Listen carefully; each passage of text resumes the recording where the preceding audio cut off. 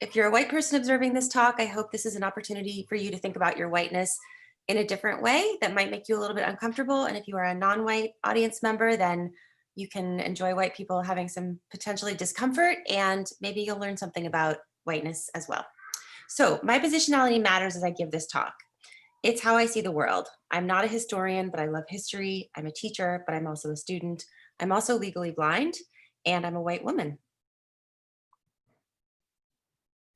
So whiteness along with race is the structural evaluation of skin color, which invests it with meaning regarding the overall organization of society. In this sense, whiteness conceptually had to be invented and then reorganized in particular historical conditions as part of its upkeep. In many ways, 2020 has us talking a lot more about things like white fragility and white privilege, and this is great, but it's also critical that we understand the roots of whiteness. How did we become white? What happened to our ancestors as a result? What did we give up by becoming white? For millennia, people had varying skin tones due to where they lived, but whiteness didn't exist in antiquity the way it does today. Most of us who are white living in America came from ancestors who had the same worries as all early people. What mattered was where they lived. Were their lands damp or dry? Were they virile or prone to impotence, hard or soft? Could they be seduced by the luxuries of a civilized society, or were they warriors through and through? There's a lot to say about the creation of whiteness. Ibram Kendi wrote an excellent 500-page book about it. The creation of whiteness was both intentional and haphazard. It took centuries to form into how we experience it today. In the 17th century, more than half of white immigrants coming to North American colonies arrived as unfree laborers. But these were Christians, and they could and did earn their freedom. But the need for labor was expanding. To meet this labor need, whiteness had to be adapted. As enslaved Africans began to convert to Christianity, the rules needed to change. As such, enslavement became about race, not religion. Plus, tracking down runaways was much easier when Blackness became synonymous with slavery. As the ontology of whiteness evolved, my ancestors arriving on this continent had to learn what it was all about. Most of them probably arrived fleeing persecution themselves, and upon arrival, they were asked to abandon their own cosmologies and learn about whiteness. Surely these ancestors had questions. What did it mean to be white? How would it benefit them? What did they need to give up? Powerful white men had the answers and tools to navigate the tension between whiteness and the mythology of what it meant to be an American. The founding fathers, through the lens of enlightenment, had declared that to be white was to be a landowner, to be white was to be a man, to be white was to not be Black or indigenous. Over time, poor white men were included in this definition of whiteness. In response to white men attempting to align themselves with the enslaved or free Black people, whiteness had to be reorganized. And I'll just let you read that quote.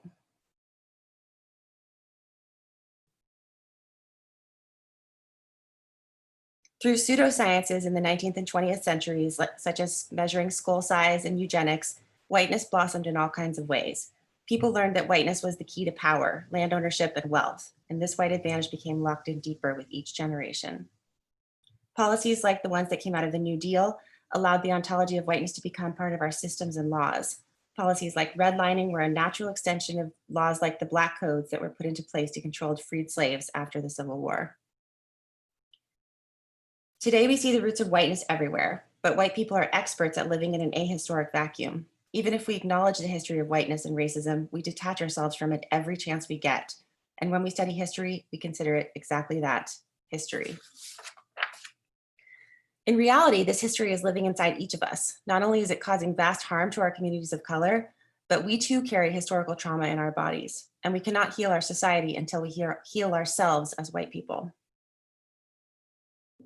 Trauma is routinely passed on from person to person and generation to generation through genetics, culture, family structures, and the biochemistry of the egg, sperm, and womb. Trauma is literally in our blood.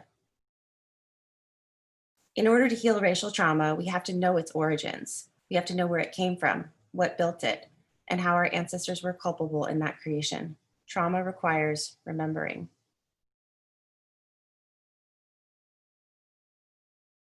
What aspect of your life can you remember or relearn within the context of your whiteness?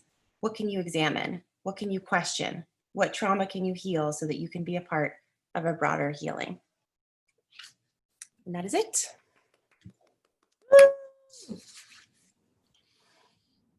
Thank you, Liza. Yes, unmute, give applause. Talking to an empty room is terrifying. All right, so now we've got some time for questions. And what we'll do is, am I still, okay. Lucia is going to time and call on folks. And if you would like to share, Lucia, how many people do you see on your screen at once? I was about to say, I see 6 people as of now. I'm trying to figure out how to do gallery view. Okay.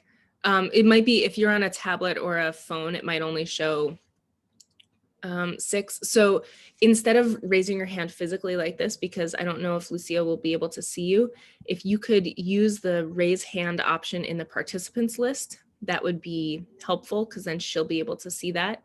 Also, Kenji, perhaps if you could help Lucia find folks who were raising their hands, that would be So great. I'm on a laptop, but for some reason, when you're sharing the screen, I'm not allowed to see gallery view.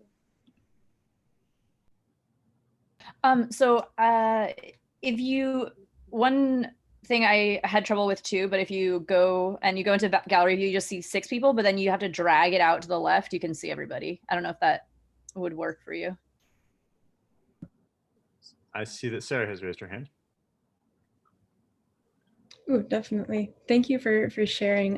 This is like a sandwich casserole. I mean, like a question casserole, my bad. Question sandwich, either way. There's a few parts to it. Thank you for like going into depth. It was really interesting to hear about kind of like who, you know, was accepted into whiteness and who was excluded over time. But I was curious about like kind of how it became like a binary over time, because I feel like that's kind of how we're dealing with now. And I know in Ibram Kendi's book, it kind of like goes into that too. So that's a very vague question, but I was wondering if you had anything else to say on that. Yeah, I mean, I think it's helpful actually to look at like the specific ways that it has become a binary. You know, I work in the field of education. So in my doctoral research, I'm really looking at white female teachers and kind of understanding their trajectory, like how white women became teachers in this country, and then sort of their legacy as they have continued to, you know, dominate the teaching force more and more and really maintain that majority. So I think when you try to think about the whole picture of whiteness, it's really overwhelming. I mean, I have like, because of my graduate works, there's so many books and there's so much written on it. And it's really complicated. I mean, because basically, I think a lot of the misconception is that racism was invented first, when in fact, greed and capitalism and systems that, you know, are about those concepts were invented first. And then racism was created to justify those systems. And so there's a million ways that that had to adapt, like that quote at the beginning, which I didn't put his name, that quote was from Zeus Leonardo. And that's what he's saying, that whiteness has to be changed and adapted and reorganized in all these different ways, in all these different microcosms, in all these different places. So I think looking at the specifics is a little bit easier than the whole picture, because it is really complicated. I don't know if that answers your question at all, but. Thank you. Does anybody else, would anyone else like to say something? Renata? Sorry, I couldn't actually find out how to raise my hand technically, so thanks for doing that. Liza, thank you so much for this presentation. I know that you're doing a lot in grad school with this, and I've gotten to experience a little bit of it through the Anti-Racist Educators group, but could you talk a little bit more about what you're doing in graduate school? Yeah, absolutely. And I think this might help a little bit with the previous question too, which is that, you know, I became a teacher 25 years ago. And it was through my teaching credential program that I really actually had this epiphany of like, oh my God, I'm white. Like, wow. I mean, I obviously knew I was white, but starting to understand what that meant. But even then, all of the sort of professional development I had around race and racism in the classroom, and even my own racial identity, was really rooted in sort of current practices and pedagogy. And through my graduate program and through teaching for so long, I've really started to think about my, you know, who I am as I walk into a classroom as a white woman, not just now, but historically, you know, and thinking a lot about white women in general, and then white female teachers, so that, you know, and my hope is that through my work and through other people's work, that white women, when they walk into a classroom, and this sort of goes to my final slide and my question of like, how can you think about this in your own life?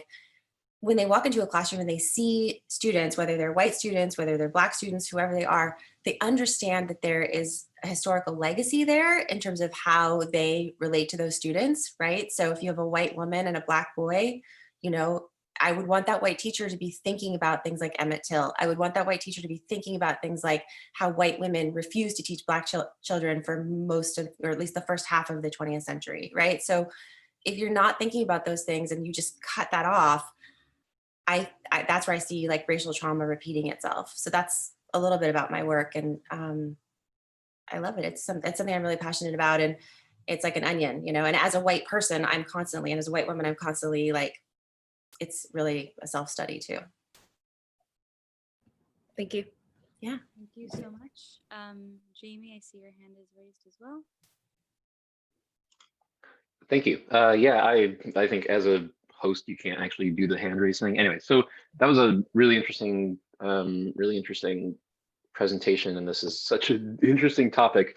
The thing that I'm wondering about is where's the conversation at about how you measure how successful society has been in terms of achieving equity, and how do you balance the policies to get to an equitable state, and then what do you do once you've made it, assuming we can ever make it? Like, do the policies have to change at that point?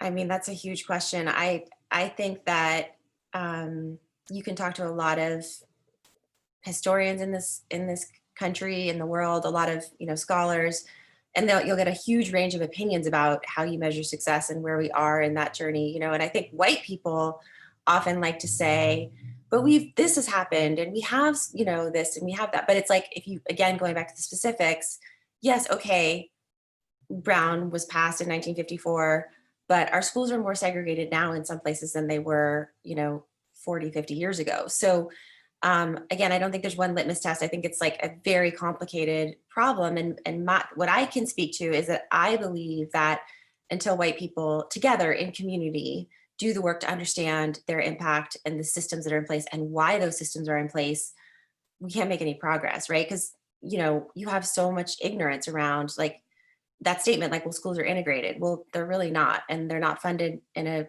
you know, equitable way. And all of this goes back to policies that were set, you know, many decades ago. So I think that's a really complicated question. It's a great question. And I think just getting into the weeds of it is really important. And for white people to really do the work is where I sit, and what I feel like something I can focus on and control, because it is a very overwhelming, just the inequities in this country. I mean, we've seen it this year, you know, it's really overwhelming to think about. So if I can just go into my one sort of in education, how can white women understand their positionality when they go into the classroom? And I guess this is a plea to everybody here and to white people in general. How can you think about how whiteness operates? Because if we all did that, who knows what could happen? Thank you so much. I believe Paul is next up. Thanks. I teach at a public school here in San Francisco Middle School, and it's probably 60% Chinese American and 30% Latinx and 10% of everybody else, and very, very few white kids. But in the whole district, we're trying to do anti-racist education, and that's an interesting thing to see in and of itself. Good intentions and how you roll something out like that, you know, across a district. But a lot of the materials that I run into are really focused on talking to white people. And when I'm speaking to my students, that's really not the case. Like, I'm talking to a room of non-white people about racism. And so, you know, that has its own issues, but specifically, I'm kind of interested in colorism, whether it's a byproduct of the development of whiteness and racism, or whether it has its own threads, and how that might function in other contexts that are sort of more independent from Western situations where they have their own kinds of racisms. Yeah, that's a great question. you know, I think that colorism is a really interesting topic and something that, you know, needs more studying. And there's been some really great research about it, but it's still kind of emerging. And, you know, for you as, you know, a teacher trying to navigate that in your own positionality is really interesting and really tricky. Not tricky, but, you know, it's something to really think about. Um, again, I don't have a specific answer except for to say that, really looking at, I do think that colorism is a byproduct of white supremacy culture. And I've seen kids, you know, express extreme racism who are, you know, one non-white student to another like that. And that's definitely a manifestation, in my opinion, of white supremacy culture. So I think in that sense, understanding white supremacy culture and where it came from and how it operates is still really important for children who are not white. And also to understand their lived experiences and how they are experiencing colorism and how that manifests for them it's really complicated work, but it's really important. And it's good to hear the district is digging into it. And I'm sure it's problematic in all kinds of ways, but it's nice to know that at least some things are happening. Thank you so much. That marks our time for questions.